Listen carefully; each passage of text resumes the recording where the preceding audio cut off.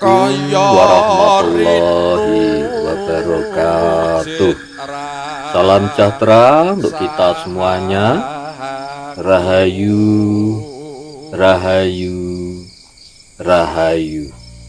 Pada kesempatan kali ini saya akan membahas tentang ciri-ciri orang yang berbakat menjadi orang sakti dan berilmu tinggi.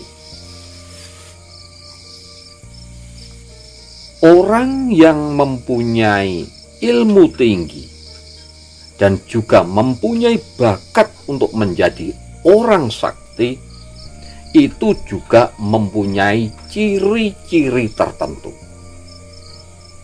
Bahkan dari lahir juga sudah mempunyai ciri-ciri khusus. Nah, orang yang berbakat menjadi orang sakti dan berilmu tinggi ini bisa dilihat dari dua golongan. Yang pertama adalah dari golongan terah. Jadi ini sifatnya adalah sifat genetik nanti yang turun-temurun.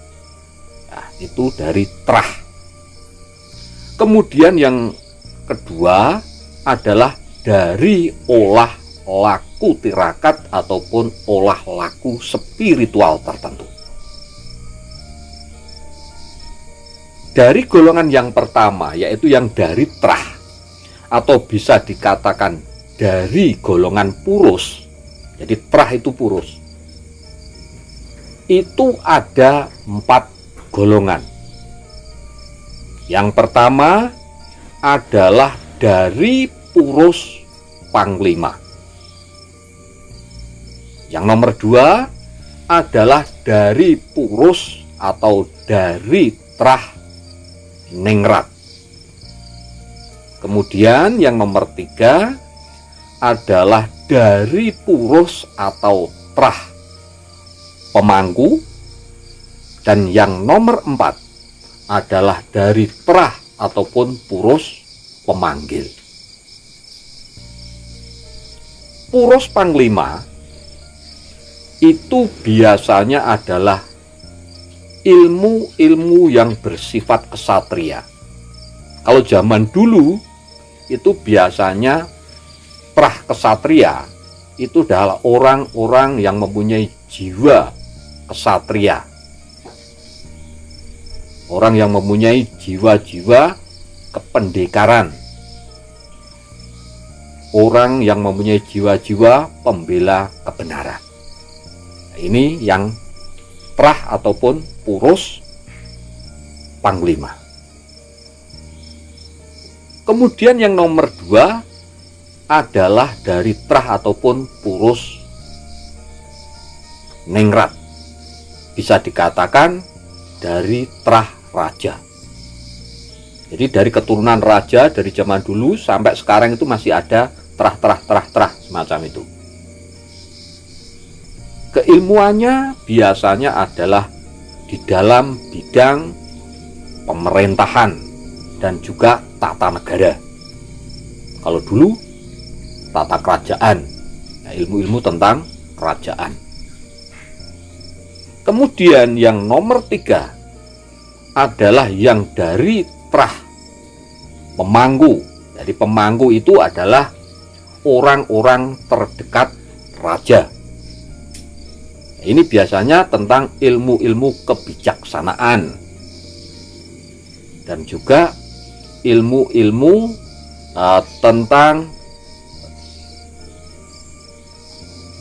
olah batin, ilmu-ilmu tentang olah laku kehidupan sehari-hari. Kemudian yang nomor 4 dari terah pemanggil.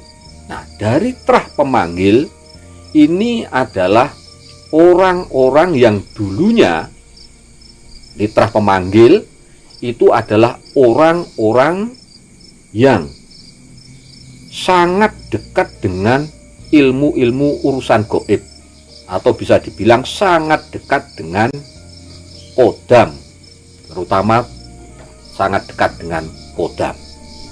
Jadi ada 4 trah ini.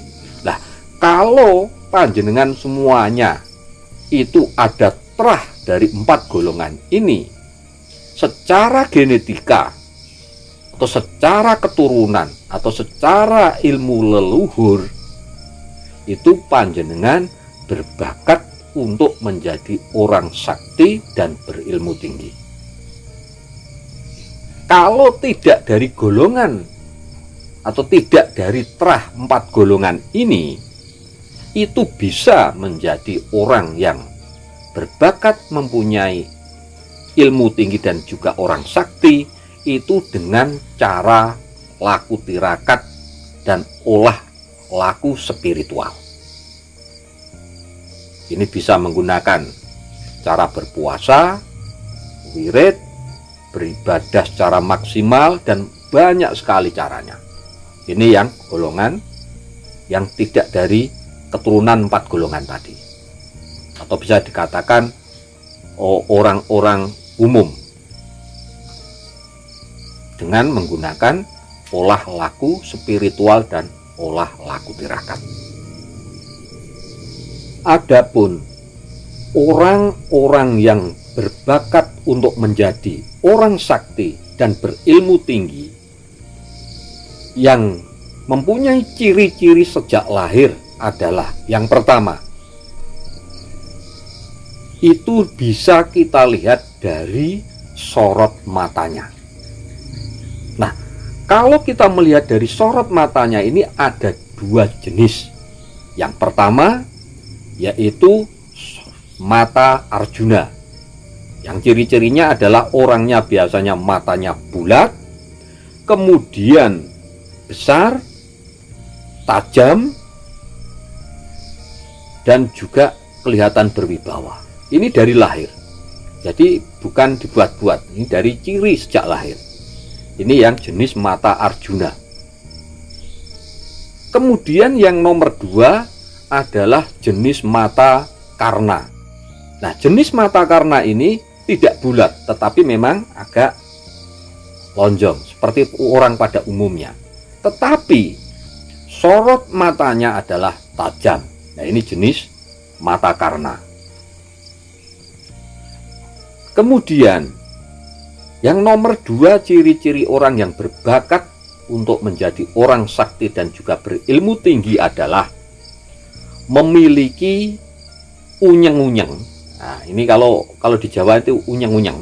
Nah, yang ada pusaran di kepala itu, mempunyai unyeng-unyeng itu lebih dari 1. Artinya bisa 2, bisa 3, bisa 4, bahkan 5, 6, bahkan ada yang sampai 8. Nah, itu berarti orang tersebut mempunyai wadah yang besar untuk menjadi orang sakti dan juga berilmu tinggi. Ini ciri yang nomor 2. Kemudian ciri yang nomor 3, kita lihat dari ciri khas kukunya. Jadi di kuku, kalau orang yang berbakat mempunyai ilmu yang tinggi dan juga untuk menjadi orang yang sakti, itu mempunyai garis-garis. Jadi ada garis-garis di kuku. Jadi tidak rata. Kalau orang umum kebanyakan itu kukunya adalah halus, rata. Tetapi kalau orang yang ditakdirkan dari kecil itu mempunyai wadah besar untuk berbakat menjadi orang sakti, itu cenderung garis-garis kukunya adalah berserat. Jadi ada seratnya, tidak rata. Itu ciri yang nomor 3.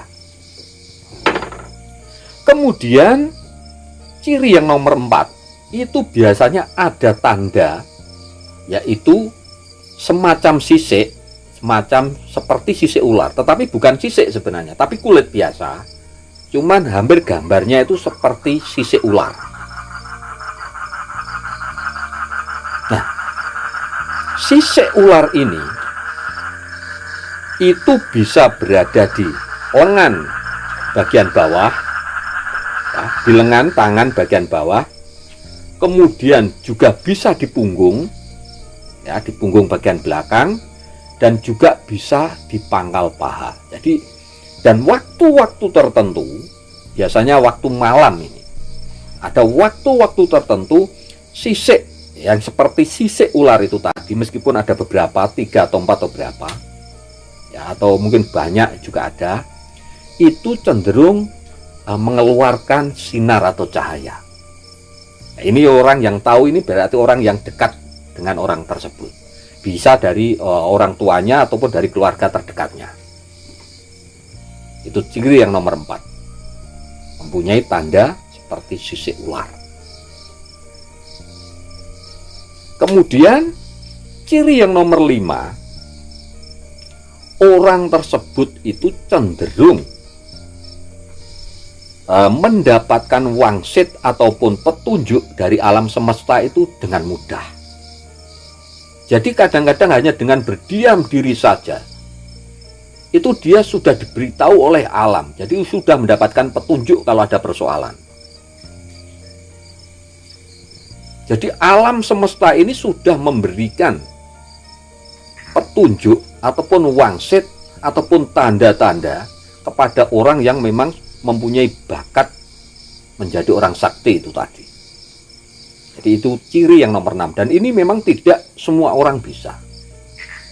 Kadang-kadang dia ketika ada persoalan apa begitu, hanya dengan berdiam diri saja itu sudah diberitahu oleh alam semesta ini. Nanti jalan keluarnya semacam ini, nanti jalan keluarnya persoalan ini adalah ini. Nah, itu sudah diberitahu, diberi petunjuk atau wangsit. Itu ciri yang nomor 6. Kemudian ciri yang nomor 7, orang yang mempunyai bakat untuk menjadi orang sakti dan berilmu tinggi, itu mempunyai tanda lahir berupa toh. Toh ya, toh semacam bulatan hitam dari lahir, itu tanda lahir, atau bisa juga andeng-andeng di tempat-tempat tertentu. Nah, ini khususnya adalah toh yang ada di dada kiri. Jadi kalau di dada kiri ini ada tanda toh hitam, nah, itu juga orang tersebut mempunyai wadah yang besar untuk menjadi orang sakti dan berilmu tinggi. Jadi seumpama belajar sebentar saja itu tingkatan ilmunya sudah tinggi. Sangat mudah, menerima pelajaran apapun sangat mudah. Kemudian ciri yang selanjutnya itu mempunyai toh ataupun tanda lahir ini di ubun-ubun. Jadi di ubun-ubun, di kepalanya itu, di ubun-ubunnya itu kalau ada tanda toh dari lahir, ya, itu juga mempunyai wadah yang besar untuk menjadi orang yang sakti dan berilmu tinggi.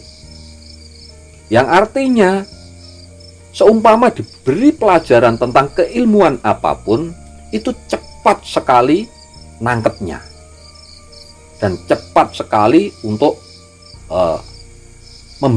meningkatkan keilmuannya itu tadi.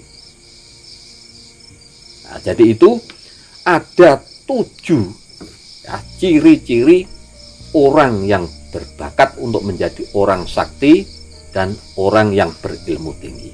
Nah, setelah mengetahui ciri-ciri semacam itu, ini tinggal pengasahan. Jadi itu tadi adalah wadahnya.